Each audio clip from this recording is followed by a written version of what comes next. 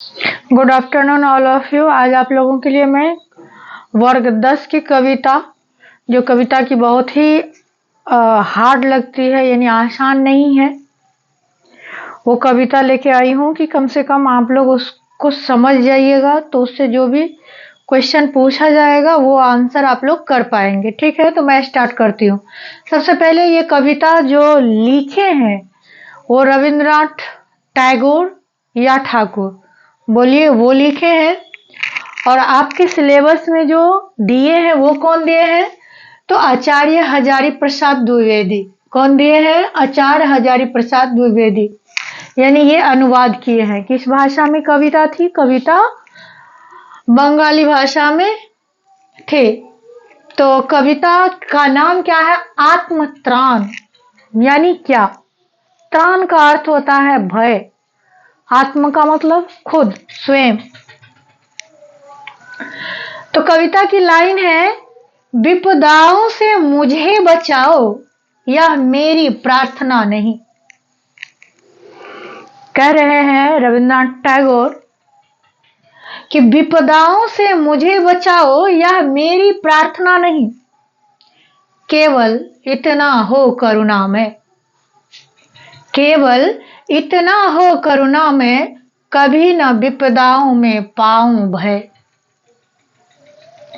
दुख ताप से व्यथित चित्त को ना दो सांत्वना नहीं सही, पर इतना होवे करुणा में, दुख को मैं कर सकूं सदा जय। कोई कहीं सहायक ना मिले, तो अपना बल पौरुष ना हिले।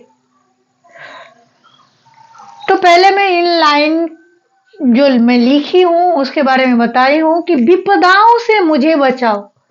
जो रविंद्रनाथ टैगोर जी हैं वो प्रार्थना कर रहे हैं भगवान से कि हे ईश्वर, हे करुणामय, दया निधि, कि आप मुझे विपदाओं से बचाओ, दुख से बचाओ, यह मेरी प्रार्थना नहीं है। तो फिर क्या है प्रार्थना उनकी?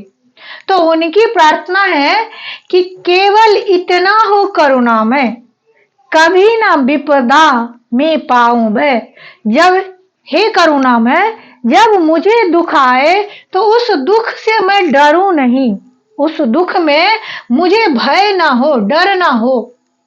दुख ताप से व्यथित चित्त को, जब दुख के ताप से मन, जो चित्त का अर्थ होता है मन, जो दुखी मन है, ना दो सांत्वना नहीं सही, उसे सांत्वना देने की जरूरत नहीं है, पर इतना होवे, पर इतना कर देना करुणा में, दुख को मैं कर सकूं सदा जय। यानी जो दुख मुझे आए उस पर मैं क्या कर सकूं, उस पर मैं विजय पा सकूं। मुझे ये आशीर्वाद चाहिए, ना कि ये आशीर्वाद चाहिए कि दुख मुझे आए ही नहीं। कोई कहीं सहायक ना मिले, पूरे विश्व में मुझे कोई सहायक ना मिले कि मेरे दुख में सहायता करे, ना मिले, तो अपना बल पौरुष ना हिले। ने अपना जो शक्ति है, अपना जो क्षमता है, वो नहीं हिले। भले ही पूरे संसार में कोई सहायक ना हो, उससे कोई फर्क नहीं पड़ता। फिर है, हानि उठानी पड़े जगत में, लाभ अगर वंचना रही।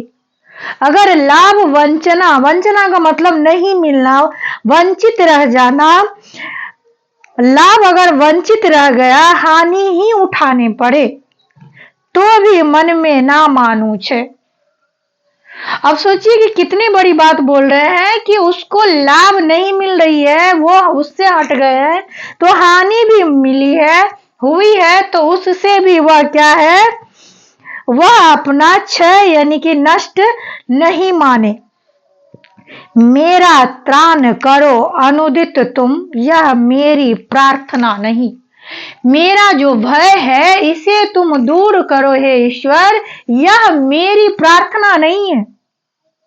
बस इतना होवे करुणा में, बस इतना ही दया निधि कर दो, तरने की हो सकती आना में। और उस दुख से निकलने की शक्ति मुझ में विशाल हो, जिसका कोई भी सीमा ना हो। मेरा भार अगर लघु करके ना दो सांत्वना नहीं सही।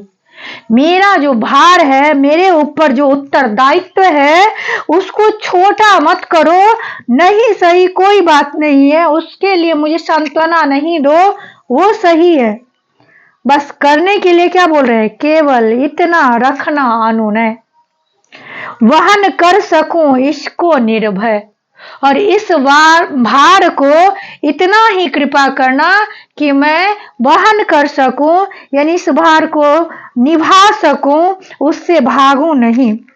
नत सिर होकर सुख के दिन में, जब सुख के दिन आएगा तो अपने सिर को झुका करके तब मुख पहचानूं छिन छिन में, तब मैं मुख को पहचानूंगा छन छन में। दुख रात्रि में करे वंचना, मेरी जिस दिन निखिल मही। जो दुख रात्रि जो दुख भरी है, उसकी वंचना मैं करूं, ये मेरी जिस दिन नया भी यानी सुख भी आ जाए तो भी मैं ऐसा नहीं करूंगा। उस दिन ऐसा हो करुणा में, जिस दिन क्या होगा कि सुख और दुख दोनों के द्वंद्व में मैं फंस जाऊंगा, उस दिन आप इतना करना। उस दिन ऐसा हो करुणा में, तुम पर करूं नहीं कुछ संशय। यानी इतने दुख करने के बाद भी तुम पर से विश्वास नहीं हटे और तुम पर कोई भी शक ना करूं। इसके तहत यानी पूरी संसार की जो पावर है वो मांग रहे हैं। कौन मांग रहे हैं? कविता के माध्यम से रविंद्रनाथ टैगोर। और इसको अपने शब्दों में, इससे कहीं से भी आपको अगर क्वेश्चन पूछी जाती है तो आप दे सकते हैं। आत्म का मतलब हुआ स्वयं और त्राण का मतलब भय हुआ, और इसी से आप लोग इसका एक्सप्लेन करके आप कविता का अर्थ लिख सकते हैं, आंसर दे सकते हैं। Thank you.